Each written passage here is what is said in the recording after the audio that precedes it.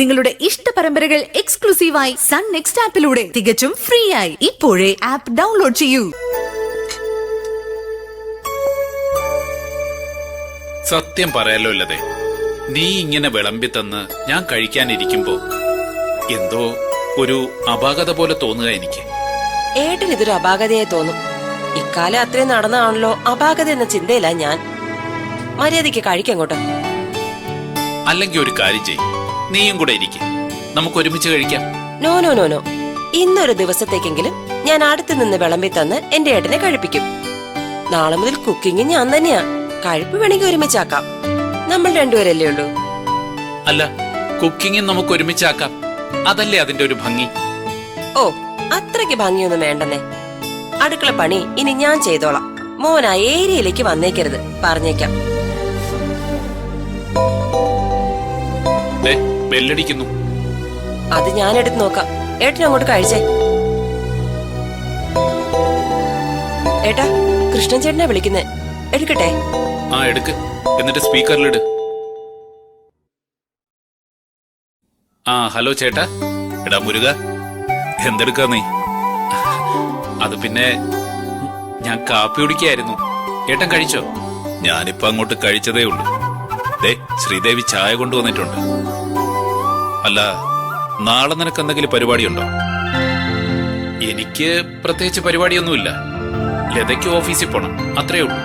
അത് സാരമില്ല, നാളെ ഒരു ദിവസത്തേക്ക് ലത ലീവ് എടുക്കട്ടെ. ലതയും കൂട്ടി നീ ഇങ്ങോട്ട് വരണം. വേറൊന്നും അല്ലടാ, നാളെ നമ്മുടെ അച്ഛന്റെ ആണ്ട് ദിവസമാ, ശ്രാദ്ധം. ഒരാഗ്രഹം, നീ വന്ന് നാളെ ആ കർമ്മങ്ങൾ ചെയ്യണം. ഏട്ടാ, അത് ഞാനങ്ങോട്ട് വരിക എന്നൊക്കെ പറയുന്നത് അത് വേണോ ഏട്ടാ? അല്ല കൃഷ്ണൻ ചേട്ടാ, ശ്രാദ്ധം എന്ന് പറയുമ്പോ ചടങ്ങുകള് നാളെ രാവിലെ അല്ലേ? അപ്പൊ ഇന്നേ വന്നാലല്ലേ കാര്യങ്ങൾ നടക്കൂ? അതെ അതെ, നാളെ കർമ്മങ്ങൾ ചെയ്യണമെങ്കിൽ ഇന്ന് തന്നെ നിങ്ങൾ ഇങ്ങോട്ട് പോരണം. വ്രതവും വേണ്ടതാണേ. അത് സാരമില്ല, ഞങ്ങള് കാപ്പിടി കഴിഞ്ഞ അപ്പൊ തന്നെ ഇറങ്ങാം. ശരിയേട്ടാ, ഞങ്ങൾ വിളിക്കാവേ. എന്ത് പണിയല്ലേ നീ കാണിച്ച? എന്ത് പണി? കൃഷ്ണൻ ചേട്ടൻ വിളിച്ചിട്ട് അങ്ങോട്ട് ചെല്ലാൻ പറഞ്ഞാ ചെല്ലണം. അല്ലാതെ അതിന് മുട്ടാപ്പൊക്കെ പറയാൻ പാടില്ല. എന്തറിഞ്ഞിട്ടാ നീ പറയുന്നത്? പുല്ലാറ്റിങ്കര എന്ന സ്ഥലത്തേക്ക് എനിക്കെങ്ങനെ നിസ്സാരമായിട്ട് കയറി ചെല്ലാൻ പറ്റുമോ? നോക്കേട്ടാ, നാളെ എന്തിനാ നമ്മൾ അങ്ങോട്ട് പോകുന്നേ? അച്ഛന്റെ ശ്രാദ്ധത്തിന്. അതൊരു പുണ്യകർമ്മമാ. സന്താന ഭാഗ്യം ഉണ്ടാകണമെന്ന് പറഞ്ഞ് അമ്പലങ്ങളിൽ കയറി ഇറങ്ങിയാൽ മാത്രം പോരാ, പിതൃക്കളുടെ അനുഗ്രഹം കൂടി വേണം. ദേ, നമ്മൾ ഇന്ന് തന്നെ പോകുന്നു, അത്ര തന്നെ. എന്റെ ലതേ, നീ പറയുന്ന പോലെ അല്ല. എന്നോട് പ്രതികാരം ചെയ്യാൻ കാത്തിരിക്കുന്ന ഒരു കുടുംബം തന്നെ ഉണ്ട് അവിടെ. കുരിശുമൂട്ടിലെ കൊച്ചു പത്രോസ് എന്റെ വെട്ടേറ്റ് അന്നു തൊട്ട് കിടപ്പിലായതാ. ഇപ്പോഴും അയാൾ ജീവനൊടുങ്ങാതെ കാത്തു കിടക്കുന്നത് എനിക്ക് വേണ്ടിയാ, എന്റെ ചോരയ്ക്ക് വേണ്ടിയാ. ഏയ്, അത് ശരിയാവില്ലല്ലേ? ഏട്ടനെ വിളിച്ചിട്ട് വരില്ല എന്ന് പറയാം. ഒന്നും വേണ്ട, ഒരു കുഴപ്പം ഉണ്ടാകാൻ പോകുന്നില്ല. നമ്മൾ കൃഷ്ണൻ ചേട്ടനോട് പറഞ്ഞ വാക്ക് മാറ്റുന്നില്ല. വേഗം കാപ്പിടിച്ച് എഴുന്നേറ്റ് റെഡിയായേ, നമുക്ക് പോകാനുള്ളതാ.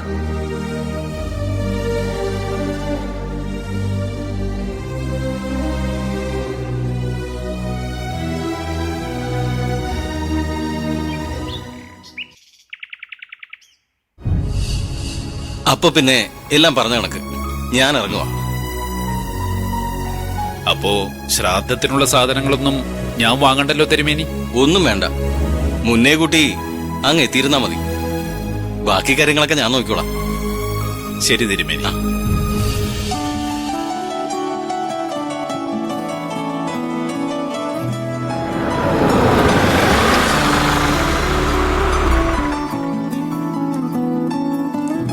ആഹാ, മുരുകനാണെന്ന് തോന്നുന്നു.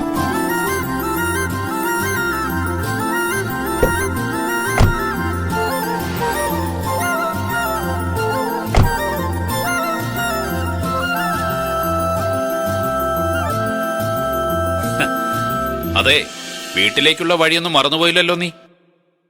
അതോ വഴിനീള ചോദിച്ചും പറഞ്ഞുമാണോ വന്നത്?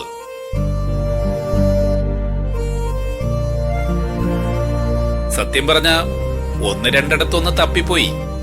എന്നാലും ഉള്ളിലൊരു ഊഹം ഉണ്ടായിരുന്നു. ഒന്ന് രണ്ടിടത്തൊന്നും അല്ല, ഓരോ വളവിലും ആൾക്കാരോട് ചോദിച്ചും പറഞ്ഞു ഇങ്ങോട്ടേക്ക് എത്തിയത്. ദേ, ചുമ്മാ കള്ളം പറയല്ലേ. ഒരു 5 പേരോട് ചോദിച്ചു കാണും, അത്രേ ഉള്ളൂ. എന്നാ പിന്നെ ഞാൻ പോട്ടെ സാർ. ആ ശരി, ബാബാ കേറി വാ രണ്ടുപേരും. ആ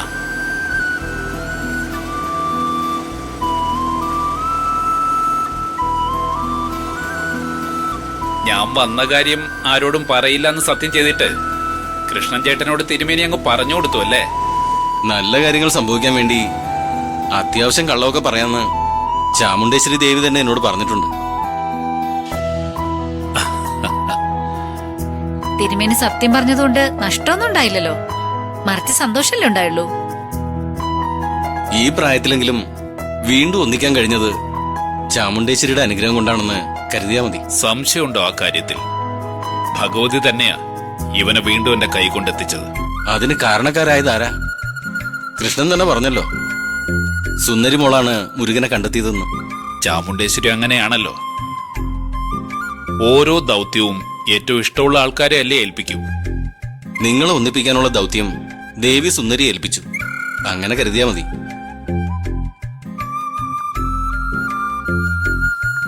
അപ്പൊ ഇനി സമയം കളയുന്നില്ല, വൈകുന്നേരം നട തുറക്കാനുള്ളതാ, ഞാൻ ഇറങ്ങുന്നു. ആ അതെ, വൈകുന്നേരം എല്ലാരും കൂടി അമ്പലത്തിലേക്കൊന്ന് ഇറങ്ങണം. ദീപാരാധന തൊഴുതൊന്ന് പ്രാർത്ഥിക്കാം. ഇന്ന് വ്രതമുള്ളതാണല്ലോ. നോക്കട്ടെ തിരുമേനി. നോക്കിയാ പോരാ, വരണം. ഞങ്ങൾ വരാൻ തിരുമേനി. ആ ശരിയെന്നാ. ആ ശരിയെന്നാ, ഞാൻ ഇറങ്ങട്ടെ. ആ ആയിക്കോട്ടെ.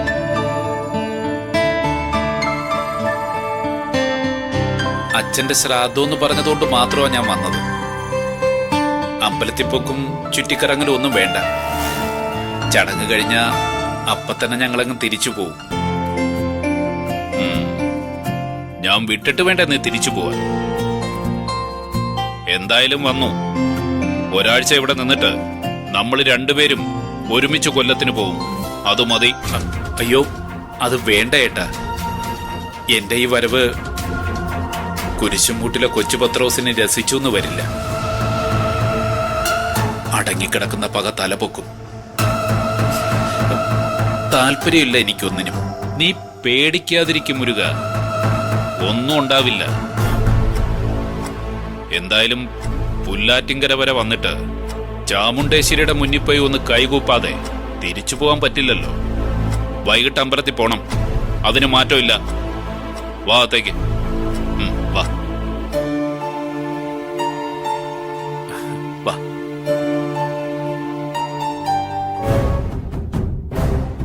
ഇത്തവണ 4 കരകളിൽ നിന്നും നെടുങ്കുതിര ഉണ്ടാവുന്ന കേട്ടത്.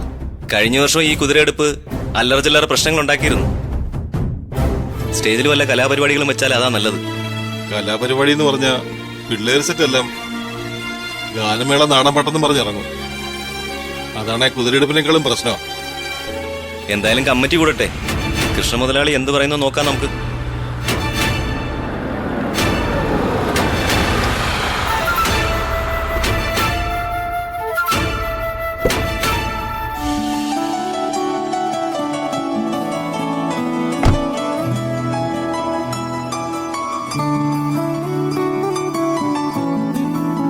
പറഞ്ഞ് നാവെടുത്തില്ല, കൃഷ്ണ മുതലാളി എത്തി.